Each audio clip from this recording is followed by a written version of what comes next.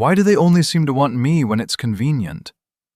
Why do I feel chosen one minute and invisible the next? Am I asking for too much? Am I the problem? Or am I being used and just don't want to admit it? Here's the truth most people miss. The pain isn't coming from the fact that they're avoidant.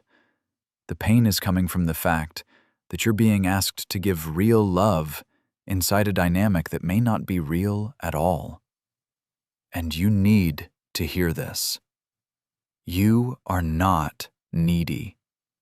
You are not failing at love. And this is not proof that you're too much for wanting consistency, presence, and emotional safety. By the end of this video, you're going to know the difference between someone who is genuinely avoidant but trying, and someone who is using your loyalty, your patience, and your heart as a convenience. Let's get into it. Most people believe that if someone is avoidant, you just need to love them more gently, be more patient, and give them more space. But the real truth is, your partner's nervous system may absolutely be overwhelmed by closeness while still enjoying everything you provide. Your warmth, your body, your emotional labor, your reassurance, your availability. And those are two very different things. That's where so many people get trapped. They confuse struggle with sincerity. They confuse distance with depth. They confuse mixed signals with hidden love. But here's what nobody explains. Avoidant attachment is a protection strategy. It is not automatically manipulation. Some avoidant people are deeply loving, deeply real, and actively working to become emotionally available. They may need space, but they still move toward repair. They still care how their patterns affect you. They still try to build safety, even if it's hard. Someone using you feels different. Not louder, not always cruel, not even obviously toxic. Just one-sided in a way that slowly drains your nervous system. Because when safety leaves a relationship, love doesn't always disappear. Sometimes it goes underground. And sometimes what you've been calling confusion is your body picking up an unspoken truth before your mind is ready to name it. So let's name it. 1. They reach for you in their need, but disappear in yours. Here's the part no one talks about. A lot of people don't miss you. They miss access to what you give them. Most couples misread this pattern because the attention feels intimate in the moment. They think if they come to me when they're stressed, lonely, overwhelmed, or hurting, that must mean I matter deeply. And yes, maybe you do. But being someone's emotional landing pad is not the same as being their partner. The deeper truth is this. An avoidant nervous system often reaches for comfort when the pain gets too loud, then pulls back again the second closeness starts requiring reciprocity. So you feel needed, but not chosen. They feel relief, but not responsibility. And beneath the surface, your body starts learning a brutal lesson. I'm wanted when I soothe, not when I need soothing too. It sounds like this. Disconnecting version. Can I come over? I've had the worst day. And when you later say, I really need you too right now, they go cold and answer, I can't do this heavy stuff tonight. Connecting version. I know I come to you when I'm overwhelmed, and I don't want this to only be about my needs. Tell me where you are too. I want to stay here with you. That difference matters. A lot. Because when someone only turns toward you for comfort, but never for mutual connection, you stop feeling loved and start feeling used in slow motion. 2. They want the benefits of closeness without the weight of commitment. And this is the one most couples never figure out. Some people want relationship privileges without relationship accountability. Most people in relationships stay stuck here because the connection looks real from the outside. You talk every day, you sleep together, you act like a couple in private. They say things that sound tender. They keep you emotionally close enough to stay invested. But when it's time to define, commit, plan, or become real in daylight, they get blurry. Not labels, not pressure, not some outdated rule book, but clarity, consistency, a real place in each other's lives. The deeper emotional truth is that commitment forces hidden fear into the open. A genuinely avoidant but sincere person may feel scared by that, but they will still try to move slowly toward security. Someone using you does something else. They keep the future vague because vagueness gives them freedom, while your hope keeps the connection alive. Their nervous system wants access without enclosure. Yours keeps hearing, "Just wait a little longer, and maybe this will become something safe." It sounds like this. Disconnecting version. Why do we need to put pressure on this? Let's just enjoy what we have. Connecting version. Commitment scares me sometimes, but I know ambiguity hurts you. I want to talk honestly about where this is going. You can feel the difference in your body. One creates drift. The other creates safety. And when you stop calling ambiguity potential, the fog starts to lift. 3. They open up just enough to keep you hooked. This is where it gets really interesting, because emotional crumbs can feel like emotional depth when you've been starving. Most couples miss this sign because vulnerability is powerful. If someone shares childhood pain, talks about trust issues, or lets you see them cry once, you naturally think, we're getting somewhere. You think the walls are finally coming down. You think, he feels safe with me, or she feels safe with me. And honestly, maybe in that moment they do. But here's what changes everything. Real vulnerability doesn't just reveal pain, it builds responsibility. It creates presence. It deepens connection. If they tell you just enough about their wounds to make you stay soft with them, but never enough to build a more honest relationship, that's not intimacy. That's emotional access being used as insurance. Her brain is quietly registering, if I understand his pain, I won't ask for more. His mind may be telling him, if she sees the hurt part of me, maybe she won't leave. But the relationship stays stuck because the truth is still missing. It sounds like this. Disconnecting version. You know how hard relationships are for me because of what I've been through. And then nothing changes. No repair, no follow-through, no ownership. Connecting version. What I've been through does affect me, but I don't want my past to become your burden. I'm working on how I show up with you now. That's the line. Not pain shared, pain integrated. And when someone stops using their wounds as a shield and starts using self-awareness as a bridge, the relationship finally starts to feel real. 4. Your boundaries instantly turn them cold. Here's the part that hurts. The moment you stop being easy, they stop being warm. Most couples get confused here because boundaries are often framed like conflict starters. So when you say, I need more consistency, or I'm not okay only hearing from you when it suits you, and they withdraw, go silent, or act offended, you start second-guessing yourself. Maybe I was too harsh. Maybe I ruined the vibe. Maybe I should have waited. But your nervous system knows something important. People who value you may not always like your boundary, but they stay in the room with it.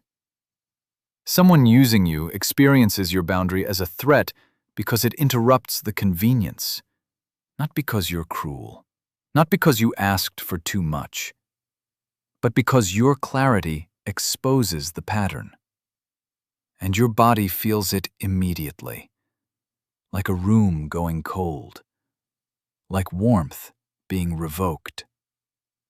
It sounds like this. Disconnecting version. Wow, you're making this way more serious than it needs to be. Maybe we should just take space.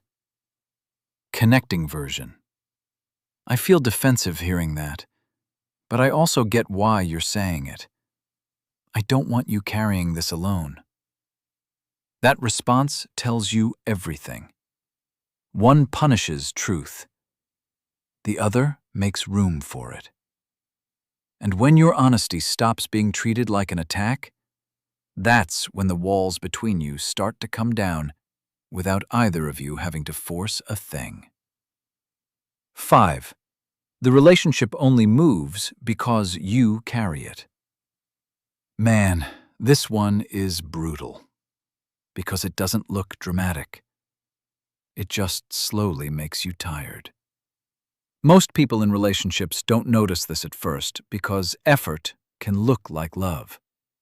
You're the one checking in. You're the one bringing up hard conversations. You're the one making plans, restarting after conflict, smoothing the tension, reading the energy, and trying to create repair. And because you care, you tell yourself this is just what loving someone through their patterns looks like. But here's what nobody explains. There is a huge difference between supporting a partner and functionally becoming the entire emotional infrastructure of the relationship. When that happens, your nervous system becomes hypervigilant. You monitor tone, timing, distance, mood. You stop relaxing. You start managing. And little by little, connection turns into labor. Not partnership, not mutuality, not love in its healthiest form, but one person dragging the bond forward while the other enjoys the ride. It sounds like this. Disconnecting version. You say, "Can we talk about what happened last night?" They reply, "If you want," then give you nothing once the conversation starts. Connecting version. Before you even bring it up, they say, "I know something felt off last night. I want to repair it with you." Read that again. One waits to be managed. One chooses to show up. And when you're no longer the only one building the bridge, the relationship stops feeling like a job and starts feeling like a place you can rest. 6. They get more tender when they might lose you than when they actually have you. Honestly, this is one of the clearest signs, because inconsistency has a pattern, and that pattern tells the truth. Most couples mistake this for hidden depth. The avoidant pulls away, you get hurt, you finally detach a little, and suddenly they're attentive again, sweeter, more expressive, more present. They text first, they make promises, they act almost emotionally available, and your heart thinks, there it is, this is the real them. But beneath the surface, this is often not connection. It's activation. It's scarcity. It's the nervous system reacting to possible loss. Your distance creates urgency, not intimacy. So they move toward you when you're becoming unavailable, but the second you relax back into hope, they withdraw again. That creates one of the most addictive cycles in modern dating. Intermittent reassurance. Emotional whiplash. A bond that feels intense, but never steady. His mind may be saying, I don't want to fully have her, but I also don't want to lose her. Her body may be registering, why do I only feel chosen when I'm halfway out the door? That question matters. It sounds like this. Disconnecting version. After days of distance, you say, maybe we want different things. They immediately answer, no, don't say that. You matter to me. I've just been busy. Then, once you stay, the warmth fades again. Connecting version. I can feel myself leaning in because I'm scared to lose you, but I don't want to only show up when I'm afraid.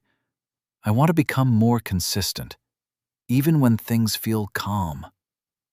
That's maturity. That's self-awareness. That's real. And when someone learns to turn toward you from care instead of panic, the relationship stops feeling like a trap door under your feet. 7. The future stays foggy because the fog is the strategy. And here's what changes everything. Confusion is not always a sign you need more patience. Sometimes it's the sign you already have your answer. Most couples hold on here the longest because hope is powerful. You keep telling yourself, they're just scared, they've had a hard past, they're trying in their own way. And sometimes that's true.